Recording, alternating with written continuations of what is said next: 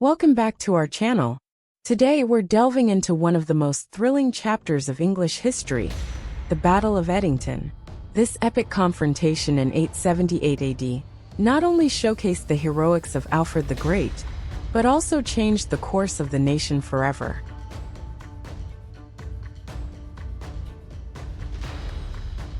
In the late 8th and early 9th centuries, Viking raids ravaged the British Isles.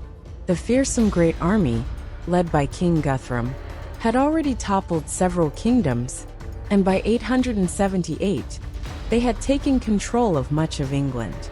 With his kingdom on the brink of collapse, Alfred the Great found himself in a dire situation. The once glorious kingdom of Wessex was now a shadow of its former self, having suffered defeats at the hands of the Vikings.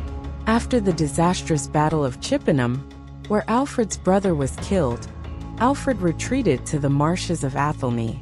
Here he faced a choice: surrender or rise to the challenge. In this very marsh, Alfred began to gather a band of loyal followers. Legends tell that he even used a cunning disguise to infiltrate Viking camps, gathering intelligence and inspiring his men with tales of valor. By spring, Alfred had assembled an army of around 4,000 men, including farmers and militia fighters.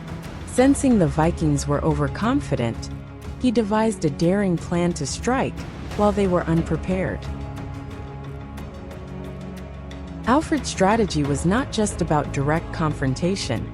He employed guerrilla tactics, using the terrain of the marshes to his advantage. His men trained in secret, honing their skills for the coming clash.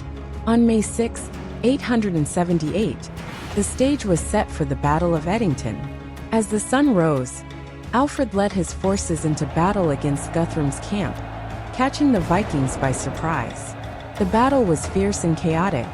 Alfred's men, fueled by desperation and a fierce desire to protect their homeland, charged into battle.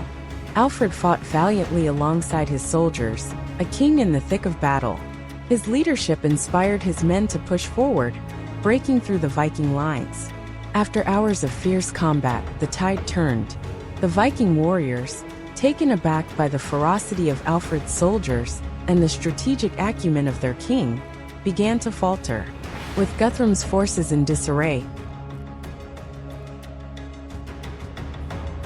Alfred's victory at Edington was decisive. The Viking king had no choice but to negotiate peace. The Treaty of Wedmore marked a significant turning point.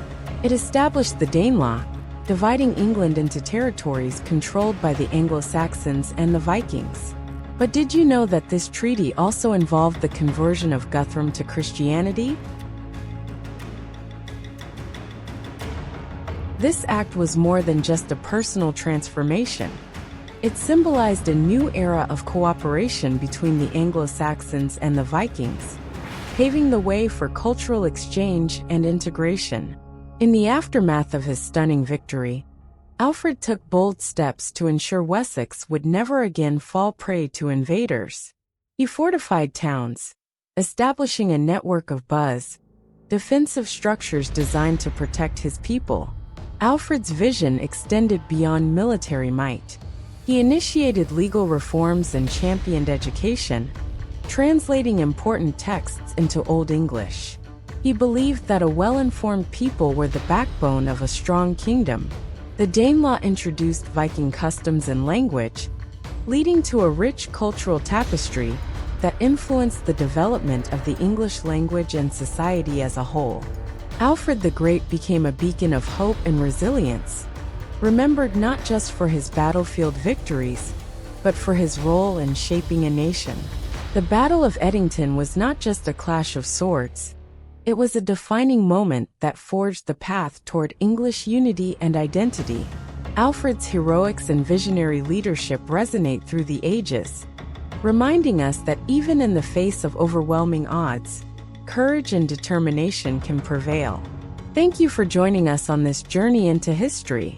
If you found this tale of bravery and strategy as thrilling as we do, don't forget to like, subscribe, and hit that bell icon for more incredible stories from the past. Until next time, keep exploring.